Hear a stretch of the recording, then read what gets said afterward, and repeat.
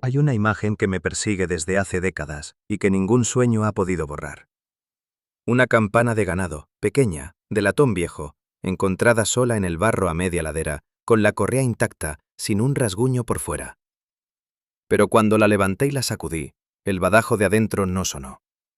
Lo miré de cerca y entendí por qué. Estaba doblado hacia adentro, torcido contra el metal como si algo lo hubiera golpeado desde dentro, repetidamente, con mucha fuerza, durante mucho tiempo. No desde afuera, desde adentro. Les juro que solté esa campana como si me quemara la mano. Y ahí, parado en esa ladera con el viento frío pegándome en la cara, supe que lo que estaba pasando en esa sierra no tenía ninguna explicación que yo quisiera escuchar. Pero ya era demasiado tarde para no saber. Siempre es demasiado tarde cuando uno ya vio lo que no debía ver. Me llamo Esteban Ríos y tengo más años de los que quisiera. Escribo esto de noche, con letra que ya no es tan firme como antes, porque hay cosas que no pueden morirse conmigo sin que alguien más las sepa. No por valentía, sino porque el silencio, aprendí, no protege a nadie. Solo aplaza el problema para el siguiente que llegue sin saber nada. Todo empezó mucho antes de esa campana. Empezó, supongo, el día en que nací en tierra de sierra, hijo de un arriero que conocía cada vereda, cada piedra, cada olor de esa montaña mejor que su propio nombre. Crecí entre animales y polvo, y el sonido constante del viento moviéndose entre los cerros como si respirara. No era una vida fácil, pero era exacta. Todo tenía su lugar, su lógica, su explicación. Sabías qué pozo aguantaba la sequía de agosto y cuál se secaba antes. Sabías qué cerca cedía con el primer viento del norte y cuál podías dejar sin revisar 2 semanas. Sabías qué partes del monte pisaban bien los animales y en cuáles había que ir despacio porque la tierra era traicionera. Esa exactitud me daba una seguridad que, miro atrás ahora y me doy cuenta, era completamente falsa. Porque yo conocía la sierra que los hombres habían tocado, la que había sido pisada y nombrada y medida. No conocía lo que había debajo de ella. Nadie me había dicho que había algo debajo que llevaba mucho más tiempo ahí que cualquiera de nosotros. Y que tenía sus propias reglas, su propia hambre, su propia forma de moverse en la oscuridad. Mi padre hablaba poco de las minas viejas. Las había. Bocas abiertas en la roca, algunas tapadas con madera podrida, otras simplemente abiertas al aire, como bocas de animales dormidos. Décadas atrás habían sacado plata de ahí, cobre más arriba, y según los viejos del pueblo, algo más que nadie supo nombrar bien en los niveles más profundos. Pero para cuando yo era muchacho, todo eso estaba abandonado. La sierra había vuelto a ser solo sierra, pastizales arriba, monte espeso más abajo, y entre medias, el silencio particular de los lugares donde los hombres estuvieron mucho tiempo y luego se fueron. Yo no le tenía miedo a las bocas de minas. Las conocía de vista, sabía cuáles estaban cerca de los pastizales y cuáles quedaban lejos de las veredas, y con eso me bastaba. El ganado no se acercaba a ellas, eso era todo. Los animales tienen un instinto que los hombres perdimos hace mucho, o tal vez cambiamos por el orgullo de creer que entendemos todo lo que nos rodea. La primera vez que noté que algo andaba mal fue por una ausencia, no por una presencia. Una mañana conté el ganado y faltaba una cabra. Busqué toda la mañana. No encontré nada. Ni el animal, ni rastro de pelea, ni plumas, ni sangre, ni huellas de perro o coyote. Nada. Como si la tierra se la hubiera tragado de noche sin hacer ruido. Le dije a mi cuñado Rodrigo, y él me dijo que a veces pasa, que los animales se alejan, que ya aparecería. No apareció. Amigos, si esta historia les está llegando, compartan y denle like. Eso ayuda mucho a que más personas puedan escucharla. La segunda vez fue una semana después. Esta vez una res joven, sana, que yo había visto pastando la tarde anterior. Misma historia. Sin rastro, sin explicación, sin nada que tuviera sentido. Y fue entonces cuando empecé a notar las marcas en el barro. Pequeñas, pareadas, más juntas de lo que esperarías de cualquier animal que yo conociera. No eran pezuñas. No eran botas. No eran garras. Eran algo distinto que no supe describir en ese momento y que todavía me cuesta describir ahora. Lo único que puedo decir con certeza es que siempre apuntaban en la misma dirección, hacia las bocas de las minas viejas, siempre hacia allá. Como si algo hubiera bajado, tomado lo que quería y regresado al lugar del que vino. Esa noche no dormí bien. Algo en mi cabeza no quería aceptar lo que mis ojos habían visto, porque aceptarlo significaba hacerme preguntas cuyas respuestas yo no quería ni imaginar. Pero la sierra no me iba a dar el lujo de mirar para otro lado. Porque esa misma semana, mientras revisaba el terreno cerca de un derrumbe viejo a media ladera, encontré la campana. La campana con el badajo doblado hacia adentro, y con ella la certeza de que lo que estaba pasando en esa montaña no era natural. No en el sentido en que yo entendía la naturaleza. Era algo más viejo que eso, algo que llevaba mucho más tiempo en esa sierra que cualquier nombre que nosotros le hubiéramos puesto. Esa noche le mostré la campana a Rodrigo, y él la giró en las manos sin decir nada durante un rato largo, mirando el badajo doblado, pasando el pulgar por el metal torcido, como si tocarlo le fuera a explicar algo. Luego la puso sobre la mesa despacio, como si pesara más de lo que debería, y dijo que tal vez había rodado por las piedras, que el golpe la había deformado así. Yo lo miré y él me miró a mí, y los dos sabíamos que eso no era verdad. Una campana que rueda por las piedras no se dobla hacia adentro. El metal no funciona así. Pero a veces uno necesita decir algo que suene razonable aunque no lo sea, solo para no tener que decir lo que realmente piensa. Los días siguientes los pasé revisando el terreno cerca de las bocas de minas con una atención que antes nunca le había dado a esas zonas. Y mientras más miraba, más encontraba cosas que no cuadraban. Una franja de pasto aplastado en un patrón que no correspondía a ningún animal que yo conociera.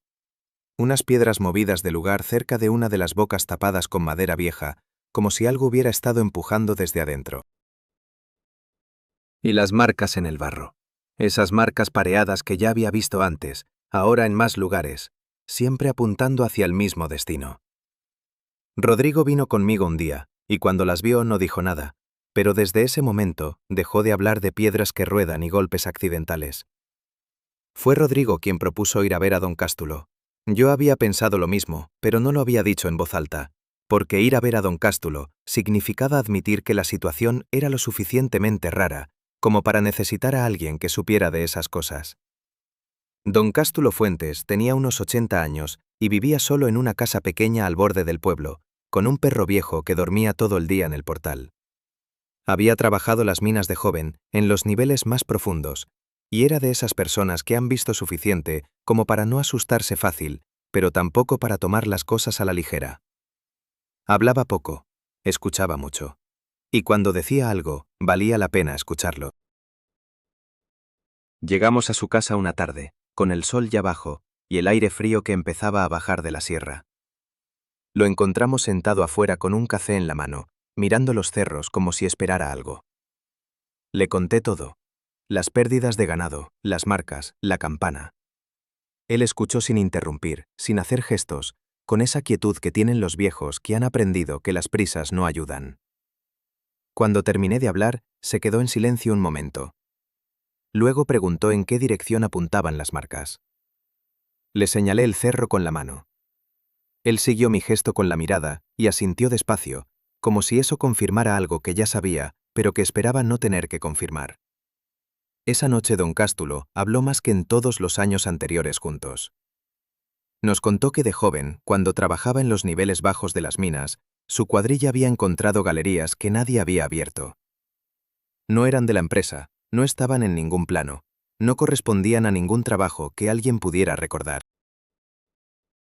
Eran más angostas en unos tramos y más altas en otros, sin lógica de ingeniería, como si siguieran una ruta que no tenía que ver con sacar mineral, sino con llegar a algún otro lugar. Las paredes tenían marcas que ninguno de los barreteros supo identificar. No eran de pico, no eran de cincel, no se parecían a ninguna herramienta que ellos usaran o que hubieran visto. Y el aire adentro se movía de una forma rara, como si respirara, como si las galerías no estuvieran vacías, aunque no hubiera nadie en ellas. Don Cástulo lo decía con voz plana, sin dramatismo, como quien describe el clima. Y eso lo hacía más pesado todavía, porque uno sabe que el miedo verdadero no grita. El miedo verdadero habla bajito y mira hacia otro lado. Le pregunté qué creía que eran esas galerías. Se tomó un momento antes de responder. Dijo que los mineros viejos, los de antes de su tiempo, hablaban de que la sierra había sido habitada desde abajo mucho antes de que llegara el primer hombre a abrirla desde arriba. Que había cosas que llevaban tanto tiempo en la oscuridad que ya no necesitaban luz para nada. Que se movían por la roca como el agua se mueve por la tierra, siguiendo sus propios caminos, con su propio tiempo, sin apuro y sin miedo, porque nunca habían necesitado tenerlo. Y que de vez en cuando algo las perturbaba o cuando simplemente tenían hambre, subían. La palabra subían me cayó en el estómago como una piedra en agua quieta. Le pregunté si había visto algo él mismo, en todos esos años bajo tierra. Don Cástulo miró su café, que ya estaba frío.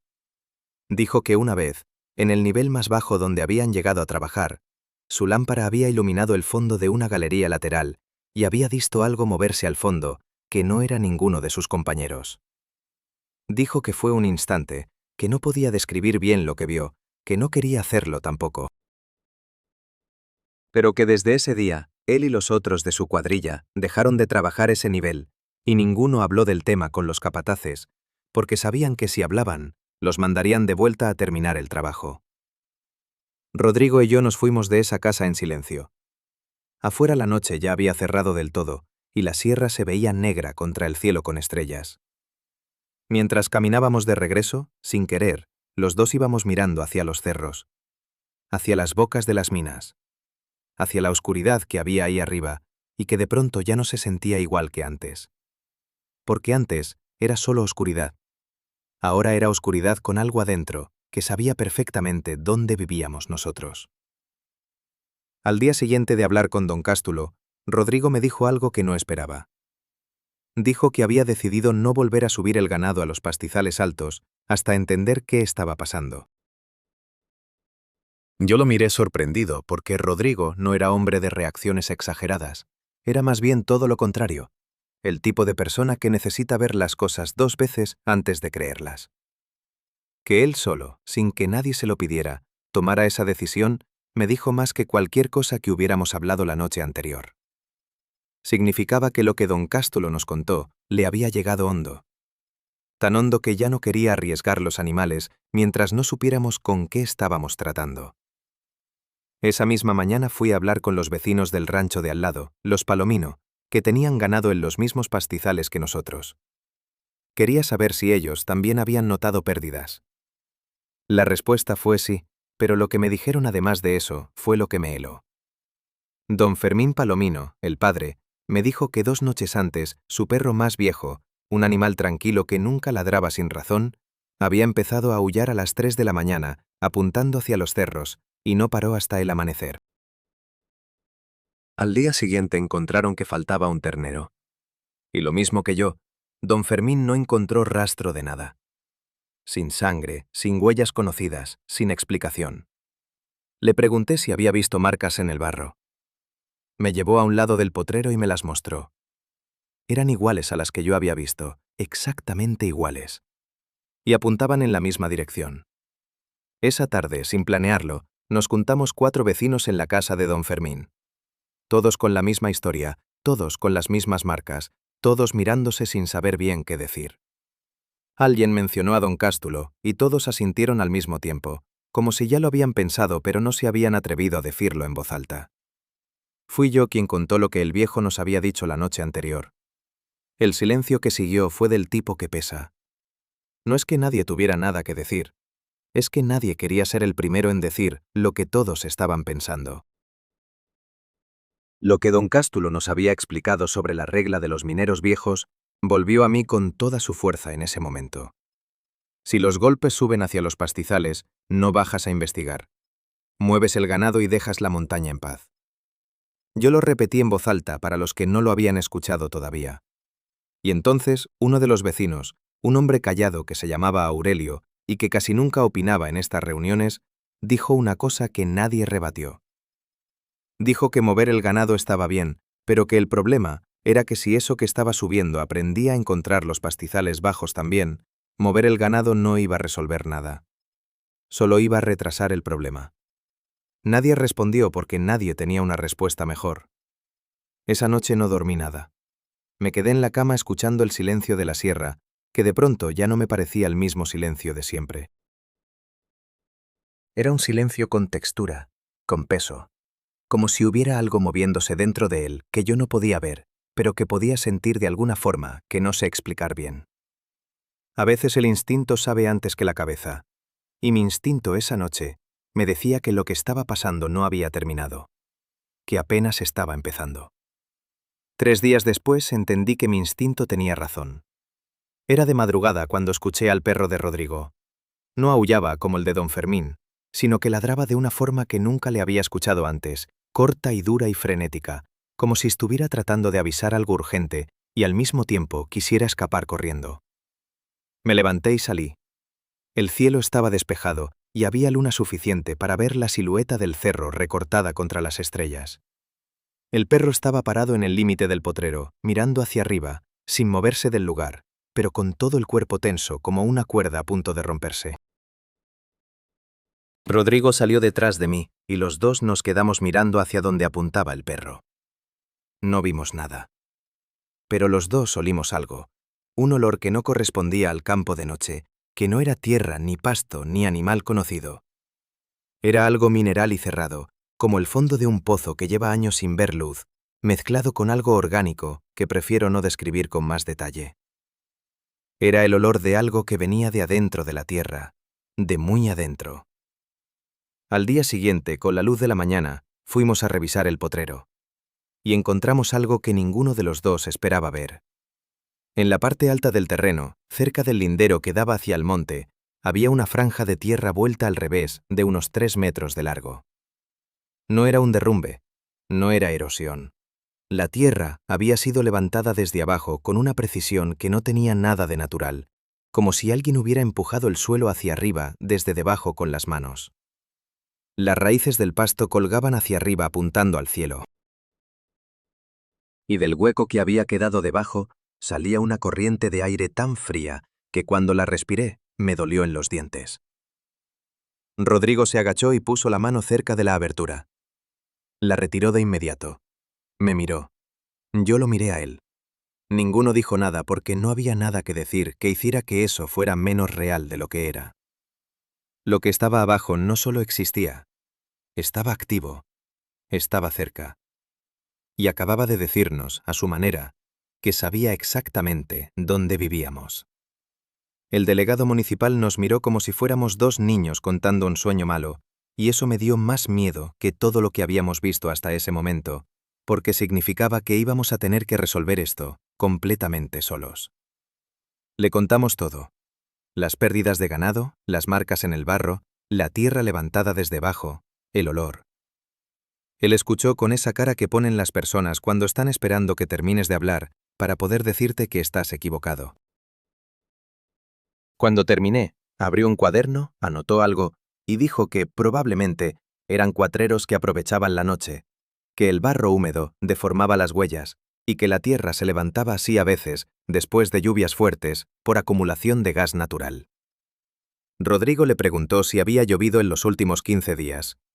El delegado carraspeó y dijo que de todas formas iba a mandar a alguien a revisar la zona. Nadie fue a revisar nada.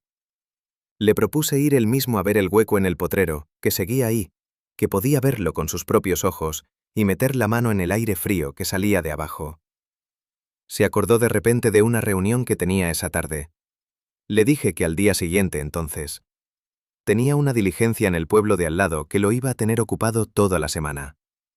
Rodrigo y yo salimos de esa oficina sin decir nada. Afuera el sol pegaba fuerte y el pueblo se veía normal, gente caminando, perros durmiendo en las aceras, carritos pasando despacio por las calles de tierra. Todo completamente normal. Y esa normalidad de pronto se sentía como una mentira muy bien mantenida. Esa noche, sentados en la mesa de mi cocina con café que ninguno estaba bebiendo realmente, Rodrigo dijo lo que los dos pensábamos. Dijo que nadie nos iba a ayudar porque nadie quería saber. Que el delegado no era tonto, que simplemente prefería no saber porque saber significaba tener que hacer algo, y hacer algo significaba enfrentar una situación que no entraba en ningún manual de procedimientos que él conociera. Le di la razón. Y entonces los dos nos quedamos sentados en silencio con la misma pregunta flotando entre nosotros, sin que ninguno la dijera en voz alta. La pregunta era ¿qué íbamos a hacer nosotros? Fue Rodrigo quien habló primero. Dijo que necesitábamos saber qué había ahí abajo. No por curiosidad, sino porque si no lo sabíamos, no podíamos proteger nada. No el ganado, no los ranchos, no a nadie. Y tenía razón. El miedo sin información es peor que el miedo con ella, porque al menos cuando sabes a qué le tienes miedo, puedes tomar una decisión. Sin información solo puedes esperar, y esperar a que algo que no entiendes decida cuándo volver era la peor opción de todas. Al día siguiente fui a ver a don Cástulo otra vez, solo esta vez. Llegué temprano, con el rocío todavía en el pasto y el cerro envuelto en una neblina baja que lo hacía ver más oscuro de lo normal. El viejo ya estaba despierto, sentado en el mismo lugar de siempre con su café. Me vio llegar y antes de que yo dijera nada, dijo que sabía para qué venía. Le conté lo del hueco en el potrero. Él asintió como si no le sorprendiera. Le pregunté si sabía de alguna entrada a las galerías viejas que no estuviera en los planos oficiales. Se quedó callado un momento largo, mirando el cerro. Luego dijo que sí. Que había una entrada lateral que los ingenieros habían registrado como derrumbe sellado en los papeles, pero que en realidad no estaba completamente sellada porque la empresa nunca terminó el trabajo y nadie volvió a verificarlo. Dijo que él la había visto de joven y que si la maleza y los años no la habían tapado del todo, todavía debía estar ahí. Le pedí que me explicara cómo llegar. Se levantó, entró a la casa y salió con un papel doblado. Era un dibujo hecho a mano, trazos firmes a pesar de sus años, con referencias al terreno que solo alguien que lo conocía bien podía entender. Una peña partida, un árbol seco con la copa quemada por un rayo viejo, un derrumbe de piedra caliza con una mancha blanca de mineral en la cara norte, y debajo de ese derrumbe, la entrada. Esa tarde junté a Rodrigo y a los dos vecinos más cercanos, Aurelio y un hombre más joven llamado Marco, que había trabajado construcción y conocía algo de estructuras subterráneas. Les mostré el mapa de don Cástulo. Les conté que había una entrada. Nadie preguntó si era buena idea ir. Todos sabíamos que no lo era. Pero todos sabíamos también que la alternativa era quedarse esperando a que lo que estaba abajo siguiera subiendo, y esa opción ya se sentía inaceptable. Don Cástulo insistió en venir también a pesar de su edad. Dijo que conocía las galerías, y que sin alguien que las conociera, el mapa solo no alcanzaba. Nadie pudo rebatirle eso. Acordamos entrar antes del amanecer, cuando el frío mantiene la mente alerta y cuando hay suficiente oscuridad para que las lámparas iluminen bien sin el ruido del día alrededor. Cada uno llevaría su propia lámpara, aceite de repuesto, una cuerda y algo de comer por si el recorrido era largo. Marco propuso llevar también una barra de hierro cada uno. Nadie preguntó para qué exactamente. Todos entendimos para qué. Esa noche, intentando dormir, pensé en don Cástulo dibujando ese mapa de memoria después de tantas décadas, sin dudarlo, sin borrar nada. Como si esos túneles los tuviera grabados en algún lugar de la cabeza que el tiempo no había podido tocar. Y me pregunté qué clase de cosa tiene que ver un hombre para que se le quede así, tan clara, tan permanente, después de todo ese tiempo. La respuesta me la iba a dar la sierra al día siguiente, pero esa noche todavía no lo sabía. Lo primero que sentí al entrar fue que el aire cambiaba de textura, no de temperatura, sino de peso, como si la oscuridad dentro de esa galería tuviera más densidad que la oscuridad normal, y al respirarla, uno la notara en el pecho de una forma distinta. La entrada lateral estaba exactamente donde el mapa de don Cástulo decía que iba a estar, debajo del derrumbe de caliza, parcialmente tapada por piedras sueltas y raíces que habían crecido buscando la humedad que salía de adentro. Marco y Aurelio apartaron las piedras en silencio, y cuando el hueco quedó libre, los 5 nos quedamos parados frente a él un momento sin movernos. Era ancho para pasar de hombros y alto para entrar sin agacharse mucho. Y de adentro salía ese mismo olor que Rodrigo y yo habíamos olido en el potrero, mineral y cerrado, y con algo más debajo que prefiero no nombrar. Don Cástulo fue el primero en entrar.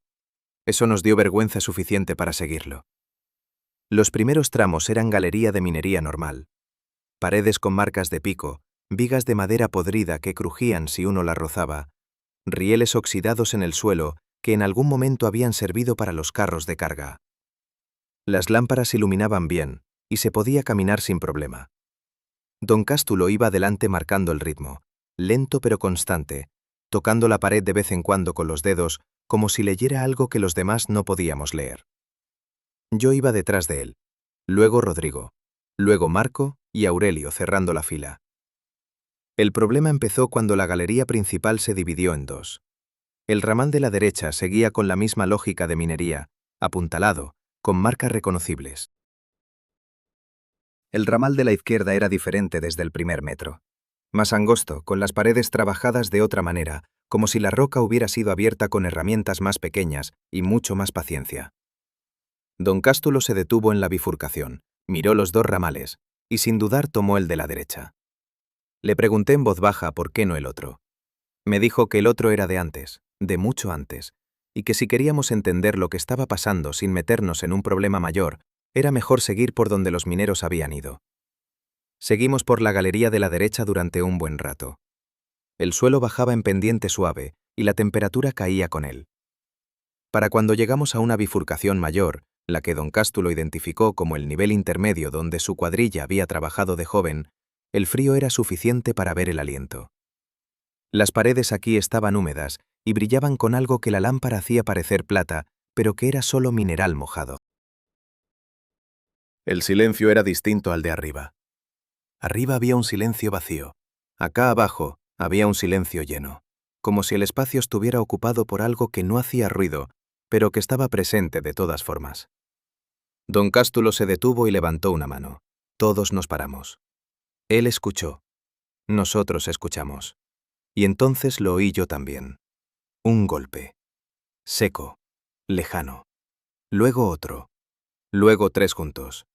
No venía de ninguna dirección específica, sino de todas partes a la vez, como si la roca misma estuviera transmitiéndolo desde algún punto muy lejano o muy profundo. Marco apretó su barra de hierro. Aurelio pegó la espalda a la pared. Rodrigo me miró. Yo miré a don Cástulo. El viejo no se había movido y tenía la cara de alguien que ya había escuchado ese sonido antes y sabía exactamente lo que significaba. Siguió caminando. Llegamos a la cámara grande sin aviso. La galería simplemente se abrió de golpe en un espacio que no esperábamos, alto como una iglesia pequeña, con el techo perdido en la oscuridad por encima de las lámparas. El suelo era plano y estaba seco, lo que era raro dado el nivel de humedad que habíamos encontrado en los tramos anteriores. Y en ese suelo, distribuidos por toda la superficie de la cámara, había huesos. No dispersos, no revueltos, no como si hubieran caído ahí por azar. Ordenados. Agrupados por tipo y por tamaño, con una precisión que hacía que el estómago se cerrara solo de verlos. Huesos de reses en un lado, más pequeños en otro, todo separado con una lógica que no era la lógica del azar, sino la de algo que organizaba, que categorizaba, que guardaba. El olor aquí era más fuerte y más complejo, mineral y orgánico mezclados con algo dulce y viejo que se metía en la nariz y no salía. Nadie habló. Los cinco nos quedamos parados en el borde de la cámara mirando eso. Aurelio retrocedió un paso sin darse cuenta. Marco tenía la barra levantada, aunque no había nada visible a qué apuntarle. Rodrigo puso una mano en mi hombro, no sé si para sostenerse él o para sostenerme a mí. Don Cástulo caminó despacio hasta el centro de la cámara, levantando la lámpara para iluminar más área. Yo fui detrás de él. Vi entonces algo que no había notado desde la entrada. En la pared del fondo había tres aperturas. No eran galerías de minería, eran pasajes, más altos que anchos, con los bordes pulidos de una forma que no correspondía a ninguna herramienta que yo pudiera identificar. Pulidos como si algo hubiera pasado por ahí muchas veces durante mucho tiempo, hasta dejar la roca lisa. Rodrigo recogió una piedra del suelo y la lanzó hacia el pasaje central para ver si había suelo al otro lado. La piedra entró en la oscuridad y no hizo ningún sonido por un segundo. Luego rodó. Y luego paró. Y en el silencio que siguió, mientras todos conteníamos la respiración, esperando que rodara más o que rebotara contra algo, ocurrió lo que ninguno de nosotros esperaba. La piedra rodó de vuelta. Despacio, sobre suelo que parecía plano, sin ninguna razón física para moverse en esa dirección. Salió del pasaje y se detuvo a 1 metro de los pies de Rodrigo. Nadie la había tocado. Ninguno de nosotros estaba cerca de ella, y sin embargo ahí estaba, de vuelta, como una respuesta. Lo que salió del pasaje central no caminaba, se deslizaba. Y eso fue lo primero que entendí cuando la lámpara de don Cástulo lo iluminó, que su forma de moverse no correspondía a ningún animal que yo hubiera visto en toda mi vida sobre la tierra. Era alargado, más alto que ancho, con una palidez que no era blanca, sino más bien del color de la cera vieja o de la raíz de una planta que nunca ha visto el sol. Los brazos, si se podían llamar así, eran largos y se movían cerca del cuerpo con una economía de movimiento que daba a entender que cada gesto era exactamente el necesario, ni uno más. Y donde deberían haber estado los ojos, había solo piel lisa, continua, sin ninguna apertura, como si esa parte de la cara hubiera sido diseñada para otra función o para ninguna. Se detuvo a unos 4 metros de nosotros. No nos miraba porque no podía mirar, pero nos sentía. Eso era evidente en la forma en que inclinó levemente la cabeza hacia un lado, como quien afina el oído para escuchar algo en la distancia. El movimiento era tan preciso, tan calibrado, que fue más perturbador que cualquier gesto agresivo habría sido. Porque un ataque lo entiendes, sabes qué hacer con un ataque, pero esa quietud, esa atención fría y metódica, no tenía respuesta conocida. Ninguno de nosotros se movió. Creo que ninguno respiraba con normalidad. Marco tenía la barra de hierro levantada, pero su brazo temblaba, y él no se daba cuenta. Aurelio estaba pegado a la pared de la cámara con los ojos tan abiertos que brillaban en la luz de las lámparas. Rodrigo tenía una mano en mi brazo y la apretaba con una fuerza que me iba a dejar marca días después. La figura inclinó la cabeza al otro lado. Luego se irguió despacio. Y entonces hizo algo que ninguno esperaba. Se giró. No hacia nosotros, sino hacia el pasaje del que había salido. Y empezó a moverse de regreso hacia la oscuridad, con la misma calma con la que había aparecido, sin apuro, sin miedo, con la seguridad absoluta de quien se mueve en su propio territorio y sabe que no tiene nada que temer de nadie que esté en él. Antes de que desapareciera del todo en el pasaje, se detuvo un segundo, solo un segundo. La cabeza giró levemente en nuestra dirección, ese mismo gesto de escucha precisa. Y luego se fue. El silencio que quedó después era de otro tipo. No el silencio lleno que habíamos sentido al entrar. Era un silencio de después, de cuando algo importante acaba de ocurrir y el mundo todavía no sabe cómo acomodarse a lo que pasó. Don Cástulo fue el primero en moverse. Bajó la lámpara despacio y dijo en voz muy baja que había que salir. No lo dijo con miedo, lo dijo con la certeza tranquila de alguien que ha llegado al límite de lo que es razonable hacer y sabe exactamente cuándo ese límite se alcanzó. Empezamos a retroceder hacia la galería por donde habíamos entrado. Don Cástulo iba delante ahora también en la retirada, marcando el camino de vuelta con esa memoria suya que no fallaba. Yo iba detrás de él, Rodrigo detrás de mí. Marco y Aurelio cerraban. Nadie hablaba. Los únicos sonidos eran los pasos sobre la roca y el crujido ocasional de alguna viga vieja al rozarla. Habíamos recorrido la mitad del camino de regreso cuando escuché que Rodrigo me decía en voz baja que esperara un momento. Me paré. Me giré. Rodrigo señalaba hacia atrás con la cabeza, hacia donde estaban Marco y Aurelio. Miré. Solo estaban Marco y Aurelio. Los miré a ellos. Marco me devolvió la mirada con una expresión que ya me dijo todo antes de que abriera la boca. Dijo que don Cástulo había estado detrás de él hace un momento. Que se había girado a comprobar que todos seguían y el viejo ya no estaba. Me quedé helado. No había habido ningún sonido, ningún paso fuera de lugar, ninguna piedra movida, ningún grito, nada. Don Cástulo simplemente no estaba donde había estado, como si el túnel lo hubiera absorbido entre un paso y el siguiente. Levanté la lámpara y alumbré hacia atrás por el pasillo que acabábamos de recorrer. La galería se veía igual que siempre, vacía, con las paredes húmedas brillando y las vigas viejas en su lugar. No había nadie. Llamé su nombre en voz baja, lo suficientemente alto para que me oyera si estaba cerca, lo suficientemente bajo para no despertar nada más. Nada. Solo el eco de mi propia voz regresando desde la piedra. Rodrigo me jaló del brazo hacia la salida. Le dije que no podíamos irnos sin el viejo. Me dijo que si nos quedábamos a buscarlo en esa oscuridad, podíamos perder a alguien más, y que de todas formas, ya no sabíamos si don Cástulo estaba en un lugar donde pudiéramos llegar a él. Lo dijo con una dureza que no era crueldad, sino lucidez. El tipo de lucidez que aparece cuando el miedo se vuelve tan grande que la mente se enfría para poder funcionar. Salimos. Los 4. Sin don Cástulo. El amanecer nos estaba esperando afuera, y la luz fue lo más violento que sentí en todo ese tiempo. No por su intensidad, sino porque era normal. Porque el mundo afuera seguía siendo el mismo de siempre, con pájaros y viento y el olor del pasto mojado. Y ese contraste con lo que acabábamos de dejar atrás era casi imposible de procesar. Me senté en una piedra y no dije nada durante un rato. Los demás tampoco. Aurelio tenía las manos temblorosas que no lograba controlar. Marco miraba hacia la entrada que acabábamos de sellar con nuestros propios cuerpos al salir, como si esperara ver algo salir detrás de nosotros. Yo miraba hacia el interior de la galería, todavía con la imagen del viejo caminando delante grabada en la memoria, y pensaba en esa figura pálida en el pasaje, en su calma, en esa cabeza ladeada escuchando. Y entonces entendí algo que me cayó encima como una losa.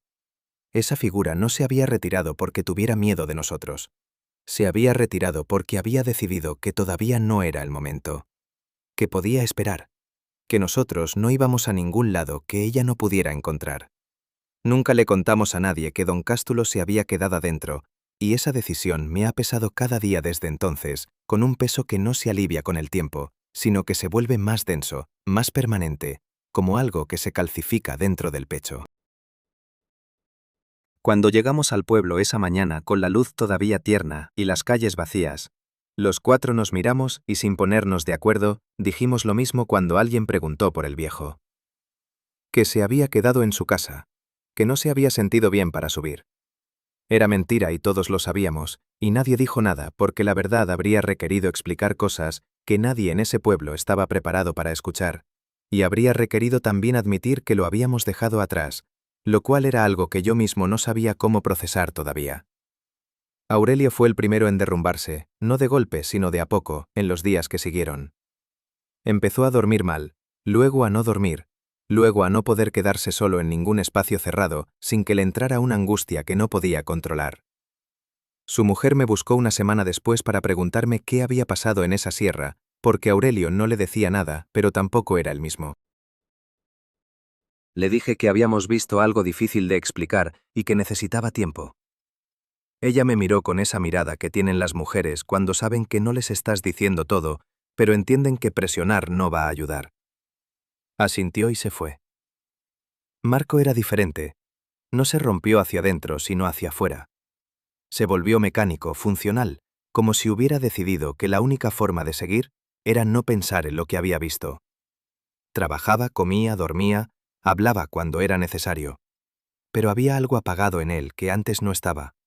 Como si una parte de lo que lo hacía ser él hubiera quedado en esa galería y no hubiera vuelto. Lo vi meses después tocar el marco de una puerta antes de entrar a una tienda, sin darse cuenta, como un gesto automático. Cuando lo hizo, lo miré. Él miró su propia mano con una expresión de ligera sorpresa, como si no supiera cuándo había empezado a hacer eso. Rodrigo y yo no hablamos de lo que había pasado durante días. Había un acuerdo tácito entre nosotros de no abrir eso todavía, de dejar que el tiempo pusiera algo de distancia antes de intentar ordenar lo que habíamos vivido. Pero una noche, sentados afuera de su casa con el cielo despejado y el cerro visible en la oscuridad, me dijo algo que no esperaba. Dijo que en la galería, justo antes de que nos diéramos cuenta de que don Cástulo no estaba, había sentido algo rozarle el tobillo. No una mano, no una garra, algo más suave, más deliberado, como si algo hubiera pasado junto a él en la oscuridad, con suficiente precisión para no tocarlo de frente, sino solo de costado, como cuando alguien te roza al pasar en un pasillo estrecho. Dijo que en ese momento pensó que era una piedra suelta, que el pie había golpeado algo. Pero ahora, días después, ya no pensaba eso. No le respondí nada. No había nada que decir. La denuncia oficial por la desaparición de don Cástulo llegó 2 semanas después, cuando su perro viejo se quedó 3 días solo en el portal sin que nadie le diera de comer, y los vecinos empezaron a preguntar. El delegado tomó la denuncia con la misma disposición con la que había tomado todo lo demás, es decir, anotando y no haciendo nada. Se habló de que el viejo podía haberse caído en alguna parte de la sierra, de que a su edad los accidentes eran posibles. Nadie fue a buscar en las minas. Nadie preguntó por nosotros 4. Fue esa misma semana cuando llegaron los cuadrilleros. No por la desaparición de don Cástulo, sino porque el delegado había reportado finalmente las bocas abiertas como un riesgo para el ganado, y alguien más arriba había autorizado sellarlas. Llegaron con maquinaria pequeña, con sacos de escombro y con varillas metálicas para reforzar los cierres. Rodrigo fue el primer día a supervisar porque sentía que le debía eso al viejo, estar ahí cuando sellaran el lugar. El segundo día no fue. Le pregunté por qué. Me dijo que el primer día, mientras los cuadrilleros trabajaban tapando la entrada lateral, había estado mirando el terreno alrededor y había notado algo que le heló la sangre. A unos 15 metros de la entrada que estaban sellando, en una zona de pasto bajo, había una grieta nueva en la roca. No era grande, cabría una mano adentro, pero estaba ahí, y en verano no había estado. Y de esa grieta salía el mismo olor que habíamos sentido adentro. Mineral y cerrado, y con algo más que ninguno de los dos podía nombrar bien. Le dijo a uno de los cuadrilleros que mirara esa grieta. El hombre se acercó, la vio, y dijo que era una fisura normal por expansión y contracción de la roca con los cambios de temperatura. Rodrigo no insistió porque sabía que insistir no iba a servir de nada. Pero esa noche me dijo lo que yo también había empezado a pensar desde que habíamos salido de la galería. Que sellar una entrada no significaba nada si lo que estaba dentro tenía otras salidas que nadie sabía dónde estaban. Que podías tapar todas las bocas visibles y seguir sin haber resuelto nada, porque el problema no era la apertura. El problema era lo que usaba las aperturas. Y las aperturas, según todo lo que habíamos visto, no siempre estaban en el mismo lugar. 3 meses después de que sellaran las entradas, un muchacho de 14 años llegó corriendo a casa de don Fermín Palomino a las 7 de la mañana, con la cara blanca y los ojos desorbitados, diciendo que había escuchado golpes bajo sus pies mientras cruzaba la ladera norte a pie. No golpes de agua subterránea, no el crujido normal de la roca con el frío de la madrugada. Golpes rítmicos, organizados, con pausas entre ellos, como si algo midiera el espacio desde abajo. El muchacho describió el patrón sin que nadie se lo pidiera. 3 golpes, uno solo, 3 juntos. Don Fermín me llamó ese mismo día, y cuando me contó el patrón sentí que el estómago se me cerraba, porque era exactamente la misma secuencia que yo había escuchado en la galería, en el nivel intermedio, antes de que llegáramos a la cámara grande. Le dije a don Fermín que mantuviera al muchacho alejado de esa ladera. No le di más explicaciones, porque no tenía ninguna que sonara razonable en voz alta. Pero esa noche estuve despierto pensando en lo que aquello significaba. Las entradas estaban selladas. Los cuadrilleros habían hecho su trabajo, y sin embargo los golpes seguían. Lo que estaba abajo no dependía de que las bocas estuvieran abiertas o cerradas para hacerse sentir. Seguía ahí. Seguía activo. Y lo que era peor, seguía aprendiendo el terreno por encima de él. Las pérdidas de ganado se detuvieron por un tiempo, eso es verdad. Después de los sellos, no hubo más reses desaparecidas, ni marcas en el barro, ni tierra levantada desde abajo. El invierno llegó, y con la nieve todo quedó quieto y cubierto, y la sierra se veía igual que siempre, tranquila, indiferente, hermosa de lejos. Rodrigo volvió a subir el ganado a los pastizales bajos, no a los altos, todavía no a los altos, pero al menos a los de mitad de ladera.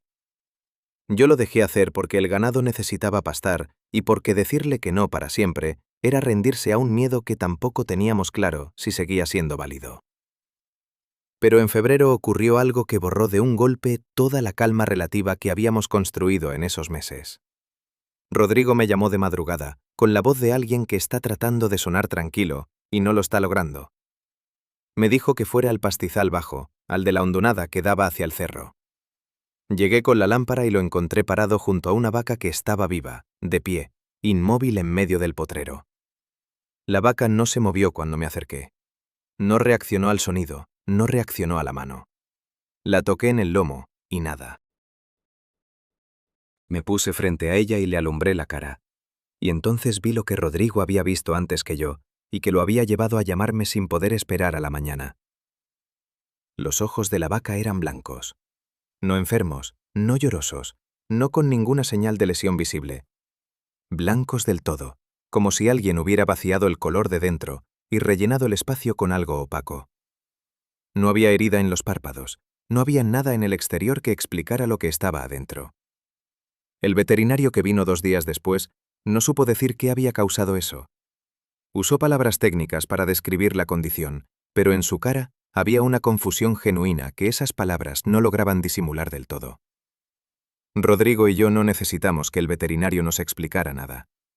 Los dos pensamos lo mismo al mismo tiempo, y ninguno lo dijo porque no hacía falta.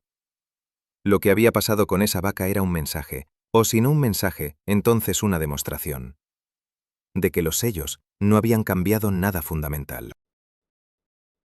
De que lo que vivía abajo todavía alcanzaba lo que vivía arriba cuando quería hacerlo. Y de que elegía cuándo y cómo demostrarlo. Esa misma semana fue cuando don Cástulo Fuentes dejó de existir en los registros del pueblo. No porque alguien lo hubiera declarado formalmente, sino porque la gente dejó de mencionarlo, como hacen los pueblos con las cosas que no saben cómo procesar. Las van borrando despacio del hábito de la conversación, hasta que quedan solo en la memoria de los que las vivieron. Pero antes de que eso pasara, antes de que el viejo fuera solo una ausencia sin nombre en el portal con el perro dormido, alguien fue a vaciar su casa. Una sobrina lejana, según dijeron, y esa sobrina le dejó a Rodrigo una caja pequeña de cartón, con una nota encima que decía que el señor Cástulo había pedido que si algo le pasaba, esa caja llegara a nosotros. Rodrigo me la trajo esa misma tarde. Adentro había 2 cosas. Un cuaderno viejo con las tapas de hule negro, desgastadas en las esquinas, con el nombre de un capataz de minas escrito en la primera página y una fecha de más de 100 años atrás. Y un sobre cerrado con mi nombre escrito con la letra firme de don Cástulo, esa letra que uno no esperaría de manos tan viejas. Abrí el sobre primero. Adentro había una sola hoja doblada en 3. La letra era más pequeña que la del sobre, como si hubiera querido que cupiera todo en ese espacio sin desperdiciar nada. Decía que él sabía desde la primera noche que fuimos a verlo que íbamos a terminar bajando. Que no nos había disuadido porque entendía que sin ver no íbamos a creer del todo, y sin creer del todo no íbamos a tomar las decisiones correctas después. Decía que lo que vivía en esa sierra llevaba más tiempo ahí que cualquier nombre que los hombres le hubieran dado a esa montaña. Y decía una última cosa que me detuve a leer 2 veces, porque no quería entenderla mal. Decía que el cuaderno en la caja era más importante que todo lo demás. Que lo leyera con cuidado, que lo que había pasado con nosotros no era la primera vez. Tomé el cuaderno viejo y lo abrí en la primera página con anotaciones. La letra era difícil, de otro tiempo, con esa forma de escribir que ya nadie usa.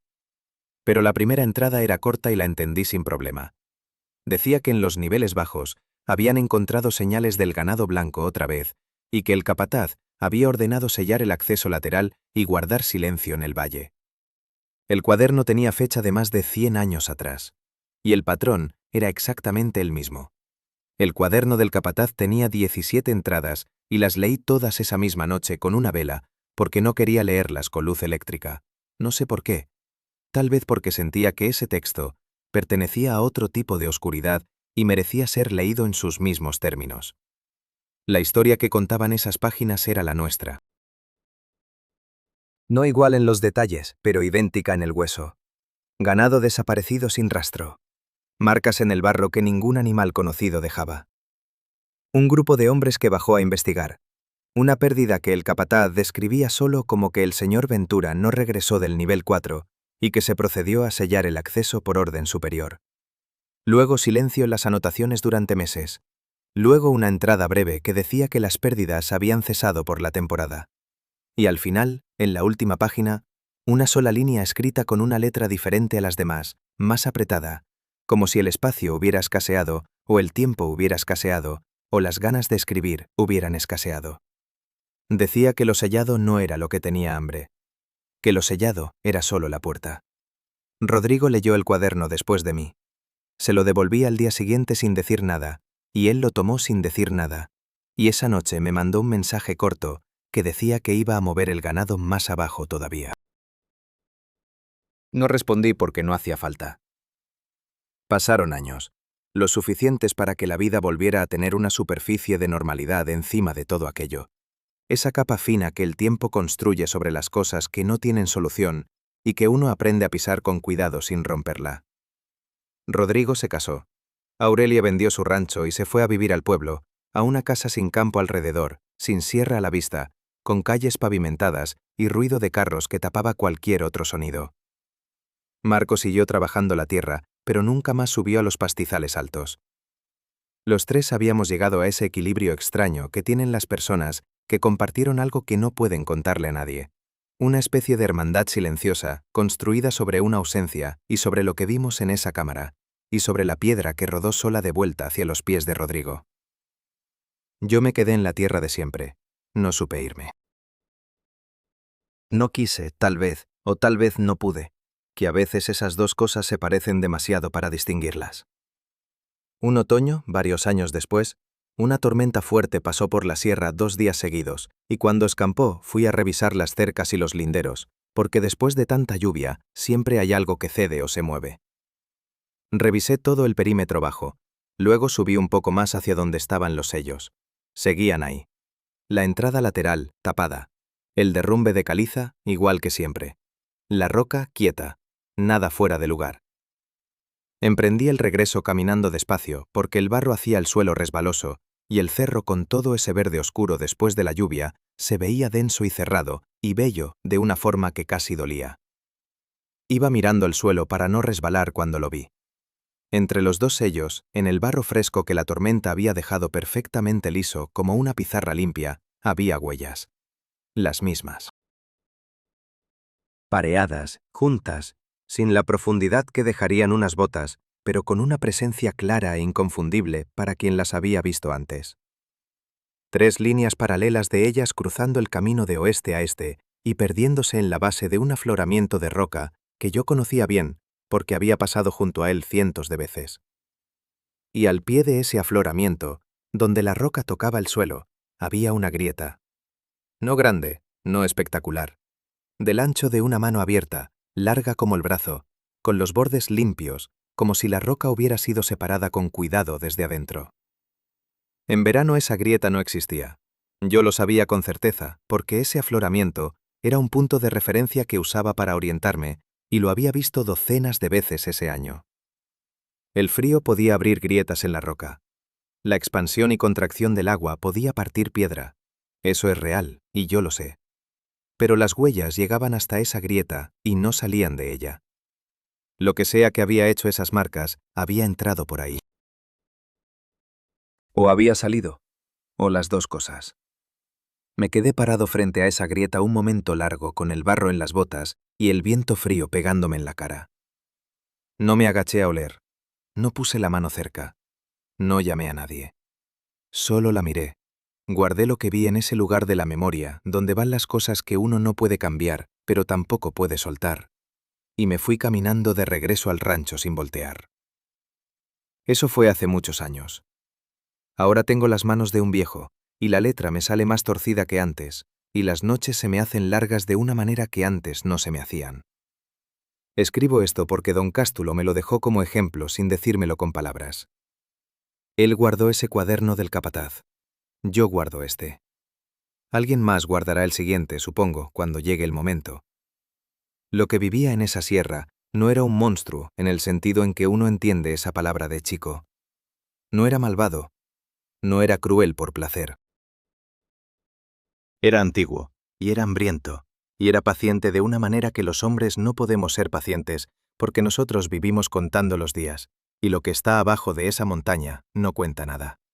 solo espera. Y cuando algo espera sin prisa y sin miedo, tarde o temprano consigue lo que busca.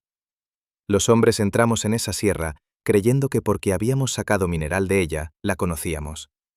Eso es como creer que conoces el mar porque alguna vez pescaste en la orilla. Hay profundidades que no se miden con las herramientas que usamos para medir lo que nos resulta familiar. Y en esas profundidades hay cosas que llevan más tiempo siendo lo que son de lo que llevamos nosotros siendo cualquier cosa. Aquí va la pregunta que me ha quitado el sueño durante décadas y que les dejo a ustedes esta noche. Si eso que vive en la oscuridad de esa sierra lleva siglos aprendiendo los caminos, el ganado, los horarios y los hábitos de todo lo que vive en la superficie, si lleva generaciones estudiándonos desde abajo con una paciencia que nosotros no tenemos, ¿qué tan seguro están de que lo que vive debajo de donde ustedes duermen esta noche no lleva haciendo lo mismo? Si esta historia les llegó, denle like y suscríbanse al canal. Hay muchas más historias como esta esperando ser contadas.